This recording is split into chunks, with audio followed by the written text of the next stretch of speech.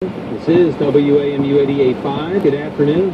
I'm Pat Rogan. It's 4:33. With the latest on traffic, here's Mike Prometheus. Good afternoon, Mike. Good afternoon, Pat. Now over the Beltway, slow Columbia Pike to I-270, then River Road off and on past the Leesburg Pike, then Telegraph to the Wilson Bridge. Interloop is heavy before the Dulles Toll Road past Connecticut, and 95 Maryland to the BW Parkway. Northbound 270, solid Beltway to Clarksburg.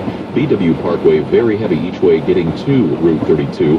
Southbound 95 Virginia, slow Springfield to Stafford. Next update, 4:48. 36 degrees now in northwest Washington. In Virginia, leaders in Arlington are about to start a fierce debate over streetcars. Northern Virginia reporter Michael Pope has the story.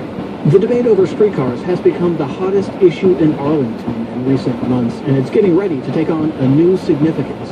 One reason is the special election for county board, which includes two candidates who support the streetcars and two candidates who are critical of them. Another reason is the upcoming budget season, which will feature a debate about whether or not taxpayers should start spending money on the project. County Board Chairman Jay Fassett says opponents are wrong that Columbia Pike could have a bus rapid transit system, also known as BRT. This is not true, as BRT requires a dedicated lane, at least for a major portion of the route. Opponents of the streetcar system say a dedicated lane isn't necessary on Columbia Pike, and that a modern, high-tech bus system could work much like a streetcar system with real-time information about service and stations with off-board fare collection. County Board member Libby Garvey says buses can do everything that streetcars can do at a fraction of the price, estimated at $300 million to $400 million. There are options that will work much better for a lot less money. The county manager is set to present the initial budget proposal to county board members in February, and the special election is expected in March. I'm Michael Pope. A woman is facing a state weapons charge after she reportedly tried to bring a stun gun designed to look like a cell phone onto a plane at BWI Airport. The device was located when her carry-on bag was put through an x-ray machine. The woman from Pennsylvania was cited, then allowed to catch her flight to Los Angeles. In our weather, a winter weather advisory is in effect. It goes into effect from 6 tonight to 6 tomorrow morning. There's also a wind advisory and a wind chill advisory for the overnight hours. Otherwise, snow or rain this evening. The snow after midnight. Windy as well with a low of 18. Accumulation around an inch expected. Sunny, brisk tomorrow, the high 20. Mostly clear, cold tomorrow night with a low of 8 above tomorrow night. 36 degrees now in northwest Washington. I'm Pat Rogan. WAMU 88.5 News. It's 4:36. From NPR News, this is All Things Considered. I'm Audie Cornish. In much of the world, it's called the underground economy. It's made up of things like business gifts, bribes, and tax evasion. In China, it's called gray income, and that money accounts for perhaps 12% of China's economy, as much as $1 trillion annually. NPR's Anthony Kuhn introduces us to some people who earn gray income in China. Migrant laborer Wang Haichuan's cell phone rings. It's a customer. He walks out of the dark corridors of the former air raid shelter where he lives with other migrant workers. At a large supermarket, Wang buys a gift card off a woman who wants to unload it for cash. He charges her 10% for his trouble.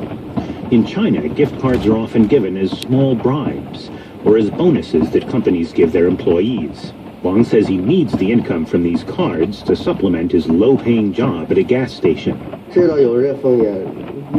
I know there's risk in this work, but I've got to do it. The way I see it, I'm not stealing or robbing, so I don't feel like I'm breaking the law. Wang is playing a big part in a much larger gray economy. The study on gray income was done by Wang Xiaolu, the deputy director of a non-governmental organization called the National Economic Research Institute. I define gray income as income whose origin is not clear or whose legality cannot be confirmed. His study found that the wealthier Chinese people are, the more gray income they earn as a proportion of the total. While rich people take the lion's share of this money, Wang says the trend is creeping into China's middle class. And he says that could make the middle class less independent and less enthusiastic about political reform. Those people with power have vested interests. They get benefits from this power, so they may oppose and obstruct for the reforms. Here's another example. A journalist in southern China who asked that we only use his last name, Zhang, It's a common practice for journalists to receive small cash payments for attending press conferences. Zhang says he takes in about $175 a month doing that, about a third as much as his regular pay. My attitude towards gray income is that I oppose it, but I don't refuse it. I oppose it because when I take someone's money, it puts pressure on me. I think, can I write an article for the people that paid me? Can I fulfill their expectations? Zhang says he doesn't refuse the payments because this is how the system works, and he doesn't think he can change it all by himself. Realistically speaking, I've got to make a living. Secondly, if you want to work in a circle and everyone else is taking payments, but you don't, then it'll be hard for you to get into this business. Farther up the food chain is a Beijing-based investigative reporter named Pang Jiaoming. A few years ago, Pang reported on local officials who bribed anti-graft investigators to look the other way. Pang says those same officials then offered him $1 million yuan, or $165,000, not to publish his story. 当时你这朋友提出这事儿，你心里怎么想呢？ What did you think when they offered you that payment? I asked him. 那肯定这个新闻肯定是要 I thought I've got to publish this news. Spending this kind of money is not enough to buy me. Even a bigger sum couldn't make me violate my journalistic ethics. Pang adds that if a bribe is not enough to make journalists do what they're told, the threat of punishment can be even more persuasive. But Beijing-based magazine editor Wu Si says the phenomenon of gray income does not necessarily increase the government's control over society. After all, he says, corruption eats away at institutions such as the press and the judiciary, and that can affect rulers' credibility. 最后都说什么是的。 In the end, people will ask, what kind of contemporary morals are these? Who's presiding over all this? Well, we know who is presiding. At this point, all this anger is directed at them. People say they're no good and have to be replaced. In the end, Wu says, gray income is just a fact of daily life in China. Teachers take it to admit kids to schools. Doctors take it to operate on patients. Officials take it to award contracts. Whether or not to take it, Wu says, is an ethical dilemma that everyone has to grapple with. 另外要求你做的那个事儿，你对那个事儿， The thing you're being asked to do, how do you feel about it, and the moral conflict it involves? How serious is it? How intolerable is it? It's a very concrete sort of weighing of options that each individual must make. Wu notes that the phenomenon of gray income has been around throughout China's history. He says historical records show that contemporaries of Confucius complained about the problem of gray income 2,500 years ago. Anthony Kuhn, NPR News, Beijing. The Egyptian government enters the new year tightening its grip on the Muslim Brotherhood. The Brotherhood is the Islamist organization that backed the recently deposed president, Mohamed Morsi. Egypt now brands it a terrorist organization and announces new steps in a crackdown almost daily. This week, Egypt's top prosecutor ordered a 15-day detention for several journalists on suspicion of joining the Brotherhood. The order accuses 2 producers and a correspondent for Al Jazeera's English-language news channel of tarnishing Egypt's image abroad. Sharif Mansour joins me now to talk about the case. He's with the Committee to Protect Journalists, a nonprofit that promotes the freedom of the press around the world. Thank you for coming in. Thank you for having me.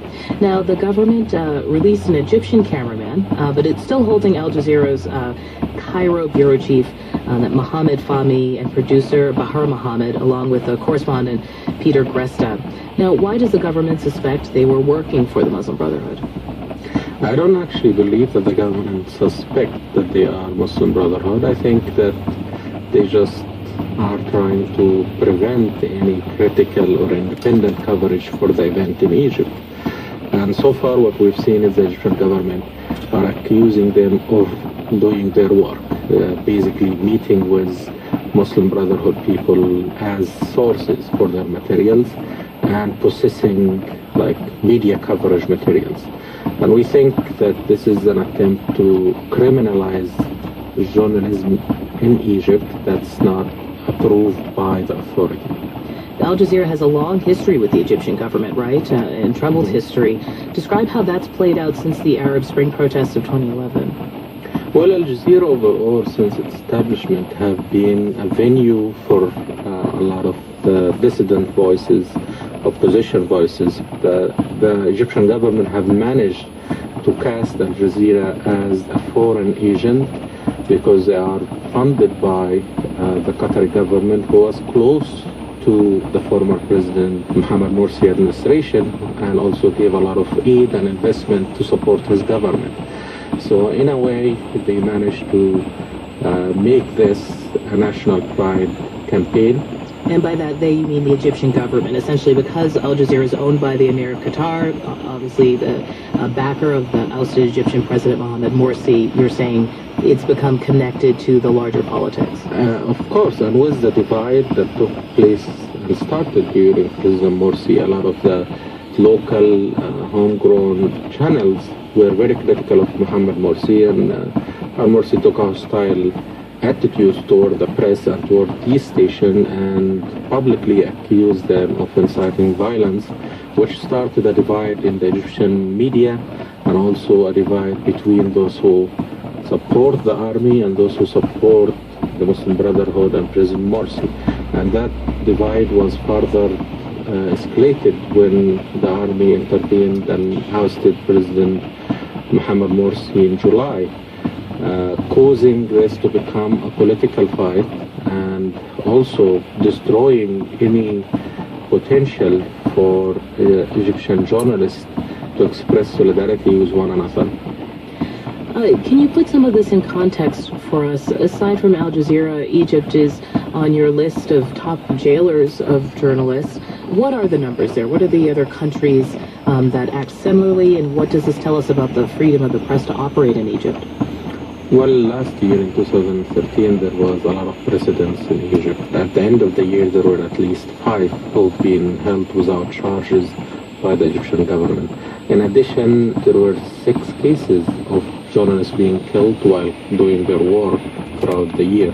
And that made Egypt number 3 globally in terms of how many journalists were killed. And this is unprecedented numbers if we found out that 10 journalists have died in Egypt since 1992. 6 of them died last year in 2013. So overall, that means there is a lot more hostility towards the press. Egypt is not the only country who's seeing a lot of deterioration.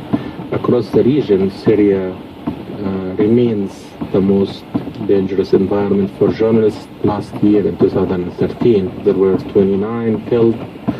In addition, of course, across the region, Turkey and Iran remain the top 2 jailers of journalists around the world, which makes the Middle East a very hostile environment for freedom of the press overall. That's Sharif Mansour. He's the Middle East and North Africa Program Coordinator for the Committee to Protect Journalists. Thank you so much for speaking with us. Thank you for having me.